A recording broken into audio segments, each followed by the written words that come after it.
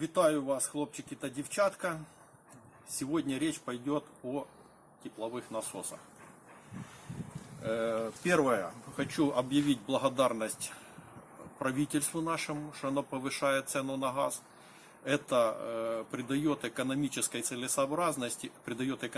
целесообразность нашим всем вот этим потугам сделать что-то в мир лучше. То есть отказаться от углеводов ископаемых. Ну, собственно, сегодня речь пойдет о тепловом насосе. Тепловым насосом я начал заниматься давно. Ну, года, наверное, 4 назад, точно не помню. Ну, первая попытка была в том, что я взял наружный блок кондиционера, теплообменник, который внутри, ну, теплообменник фреон-вода. То есть этот фреон грел воду, которая отапливает дом. Все это запустил. В общем, это проработало неплохо, но проработало всего 1,5 недели. Я думаю, это сдох компрессор кондиционера. Сдох он, потому что, как по моему мнению, я поставил электронику от оригинального кондиционера, которая периодически начинала размораживать систему. Ну, там сходила с ума.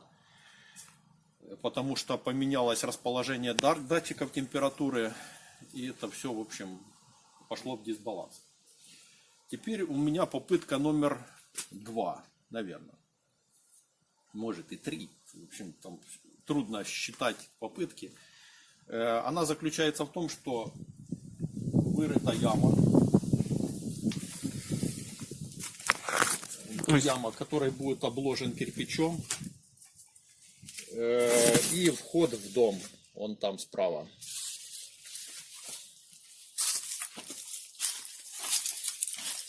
И грунтовые теплообменники.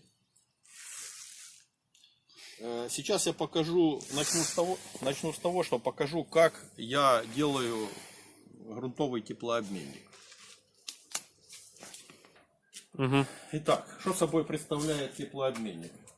Это труба металлопластиковая полдюймовая, которая с одной стороны глушится. То есть для заглушки использую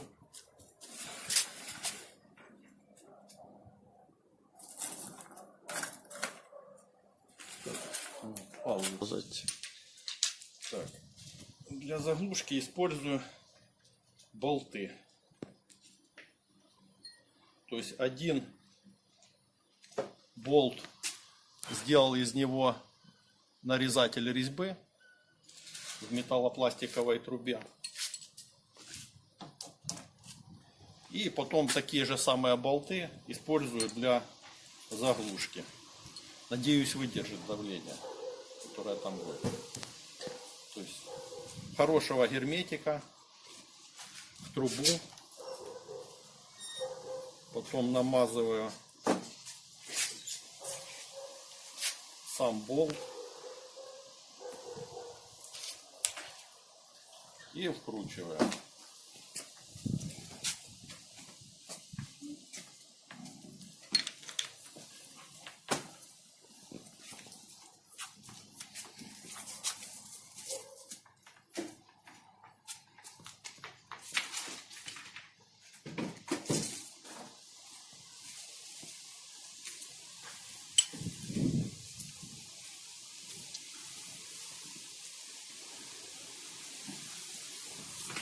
После этого делаю вот такую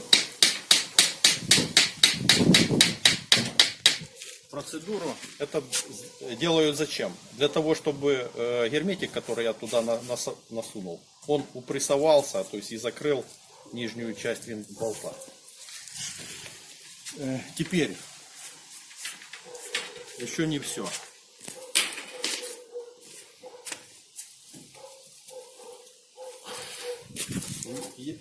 К каждой трубе присоединяю термодатчик от нижней точки где-то на 2 метра.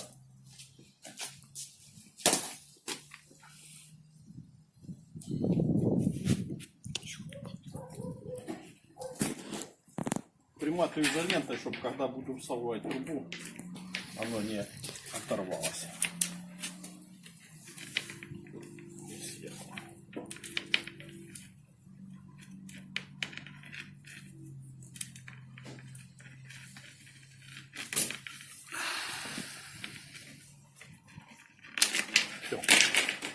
этим датчик готов.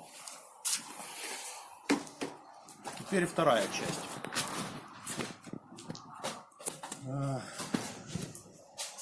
Использую две вещи. Первое, это вот удлиненное сверло. Диаметр где-то 30. Сверло нужно для того, чтобы засверлиться, ну, сделать направляющее отверстие для дальнейшего забивания того самого копья.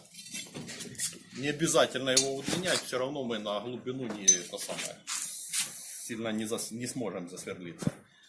Что собой представляет копье? Это полдюймовая труба и наконечник. Сами копья лежат, сейчас я покажу. То есть сразу беру перфоратор, зенит. Не знаю, надолго его хватит или нет, но пока что 0,5. Вот два копья у меня есть. Одно 3-метровое, второе 6-метровое. Они желательно брать вообще цельные трубы, потому что в месте сварки, вот, Вань, покажи, видите, уже начала трескаться. Это значит, что она треснет и дальше. То есть желательно полностью цельные трубы использовать для этих вещей. Иначе можно потерять трубу где-то на глубине. Теперь одеваем сверло.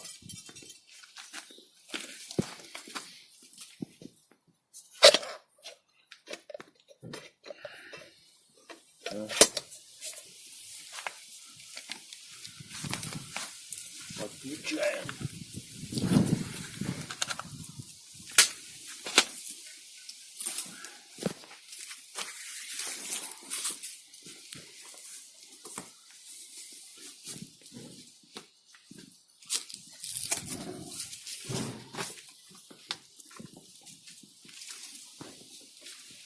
Да, эти самые зонды бьем под углом, чтобы получилась такая ромашка для захвата максимальной площади под землей.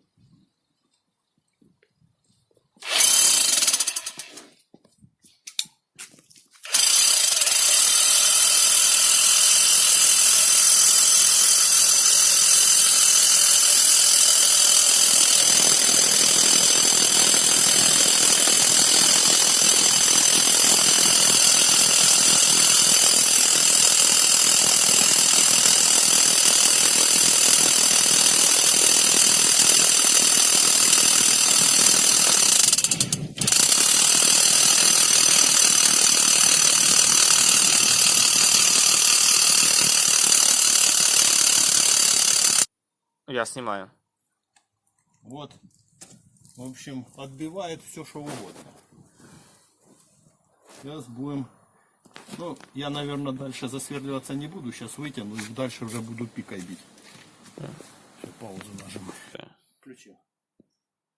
Включил? Да. В общем, сменил сверло на пику. Теперь буду забивать пикой, ну, на всю длину трубы.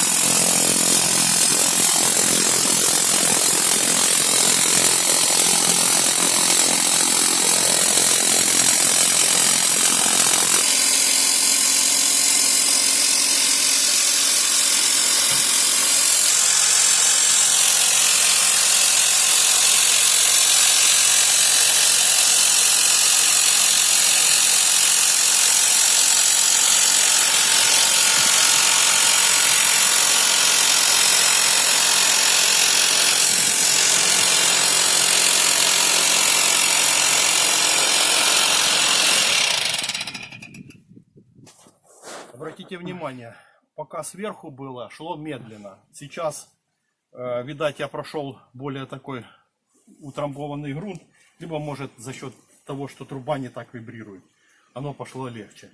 Воду подливаю, чтобы можно было трубу вытянуть. Если воду не подливать, вытягивается значительно хуже. Идет точно так же, а вытягивается хуже. Сейчас я покажу, как буду вытягивать.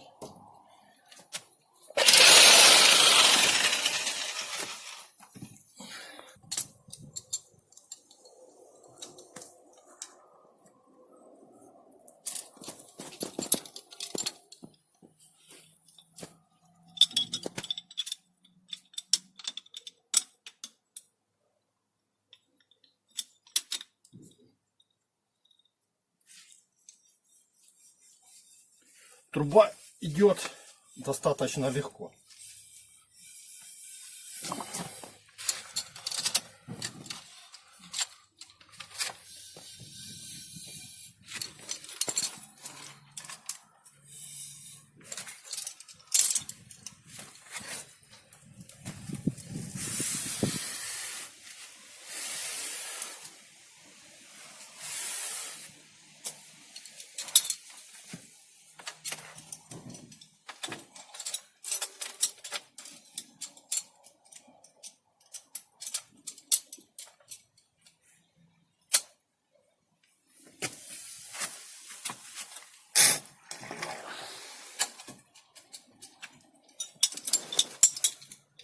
Вот так вытянулось. Сейчас буду ставить 6-метровую трубу.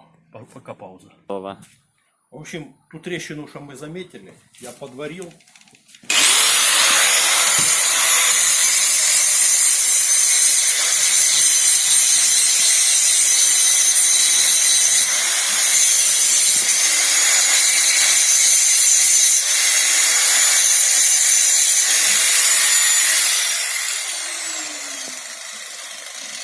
И устранил. Так, сейчас будем забивать кересу трубу.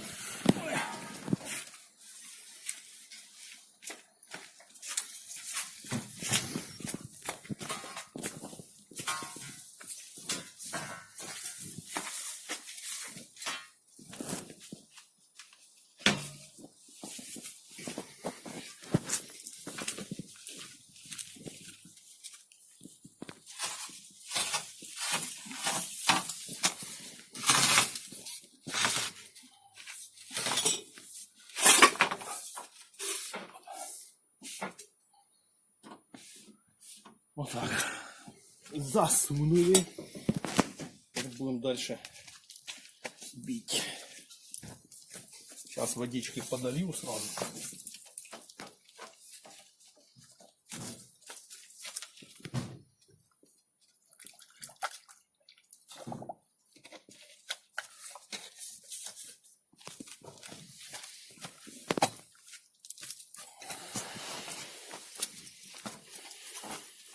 Наших городских. Погнали наших городских.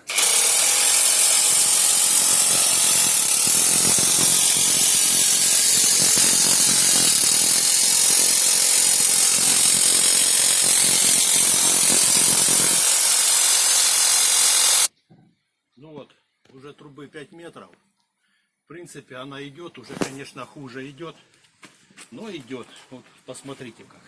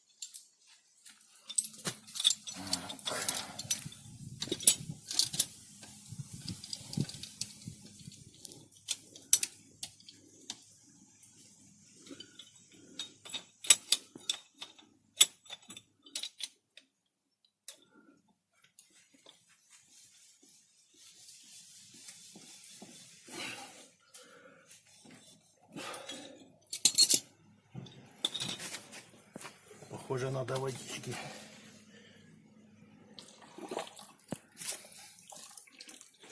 Для смазки.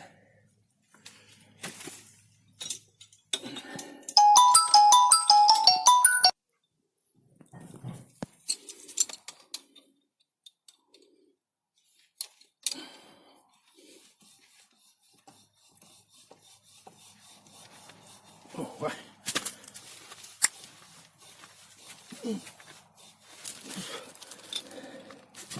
В прошлый раз легко вышло.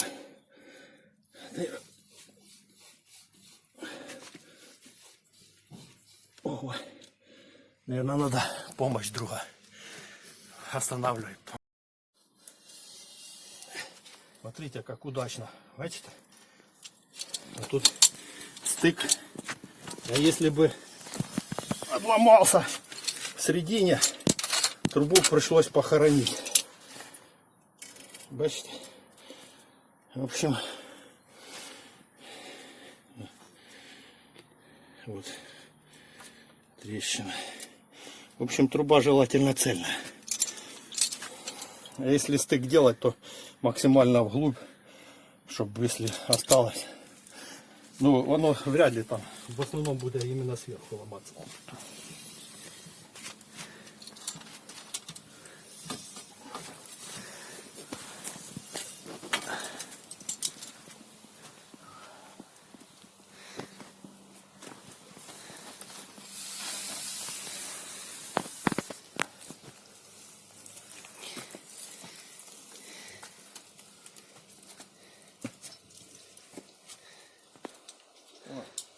И этот погнул.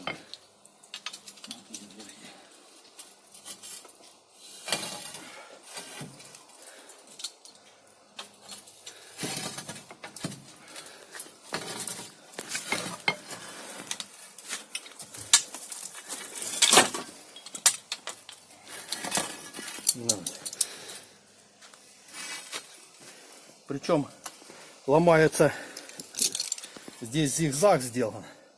Ну, вот так, потом так и так. И накладка сварена. А лопается по кругу. То есть ударные нагрузки там, мама, не гори.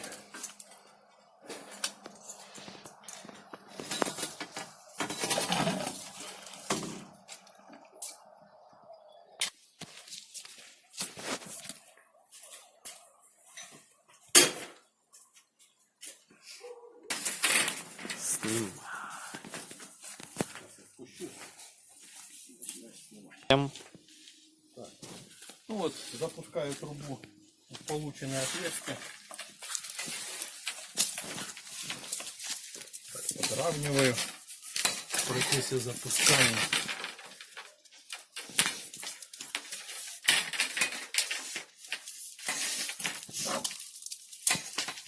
Слышно, вода там.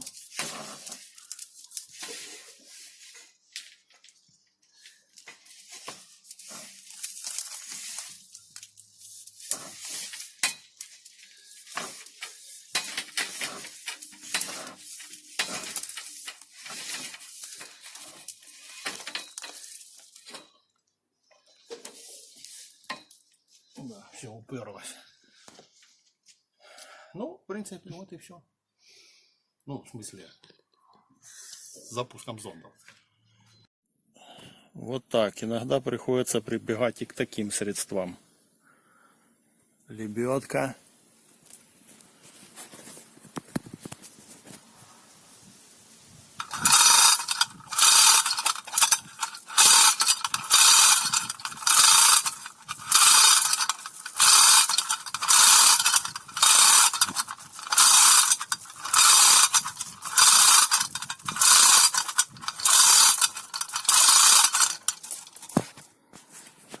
Непонятно, что зажало. Вот именно и первый штырь выходил тяжело, и второй почему-то тяжело выходит. И шли туда, оба тяжелее. Может, какой-то там попался кусок грунта, может, камни, хрен я знает. В общем, так, поехали дальше. Ну что, за где-то 5,5 часов я снял видео и сделал 3 дырки. Трубы, то есть паял термодатчики, вставлял трубы, ну вот весь процесс, еще и обедал. В общем, вместе с обедом заняло 5 часов. Ну, примерно чуть-чуть больше часа на одну дырку. Дырка 6-метровая. То есть 6 умножить на 3, 18 метров за сегодня было уложено. Больше можно, конечно, наверное, если с утра до вечера это дело делать, 8 часов, то, наверное, штук 5 можно уложить. Но можно и сдохнуть.